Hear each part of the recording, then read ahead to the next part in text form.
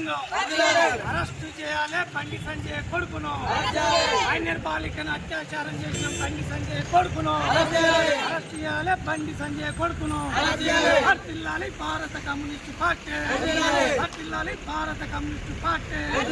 Minor బాలికను అత్యాచారం చేసిన బండి సంజయ్ కొడుకును అరెస్ట్ చేయాలి. బండి సంజయ్ కొడుకును అరెస్ట్ చేయాలి. మైనర్ బాలికను అత్యాచారం చేసిన బండి సంజయ్ కొడుకును వర్ధిల్లాలి భారత కమ్యూనిస్టు పార్టీ. వర్ధిల్లాలి భారత కమ్యూనిస్టు పార్టీ. సిపిఐ జిందాబాద్. సిపిఐ జిందాబాద్. జిందాబాద్ జిందాబాద్. సిపిఐ జిందాబాద్. అరెస్ట్ చేయాలి బండి సంజయ్ కొడుకును. అరెస్ట్ చేయాలి బండి సంజయ్ కొడుకును. మైనర్ బాలికను అత్యాచారం చేసిన బండి సంజయ్ కొడుకును. మైనర్ బాలికను అత్యాచారం చేసిన బండి సంజయ్ కొడుకును వర్ధిల్లాలి భారత కమ్యూనిస్టు పార్టీ. వర్ధిల్లాలి భారత కమ్యూనిస్టు పార్టీ. వర్ధిల్లాలి భారత మహిళా సంఘం. వర్ధిల్లాలి భారత మహిళా సంఘం.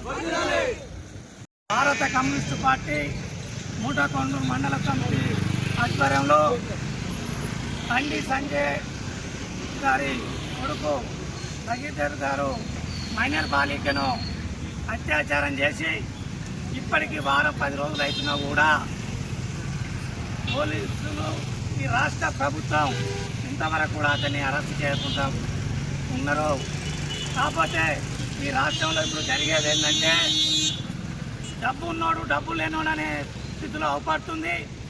ఈ రాష్ట్ర ప్రభుత్వం బండి సంజయ్ గారి కొడుకు ఒక మైనర్ బాలికను అత్యాచారం చేసినా ఎలాంటి కేసు పిటిషన్ ఇచ్చినా కూడా దాన్ని పరిగణలోకి తీసుకోకుండా ఇక్కడ ఉన్న కేంద్ర ప్రభుత్వం కానీ రాష్ట్ర ప్రభుత్వం కానీ చిన్నచూపుగా విచారణ చేసిన తర్వాతనే అతన్ని అరెస్ట్ చేస్తామని చెప్పడం ఎడ్డూరంగా ఉంది.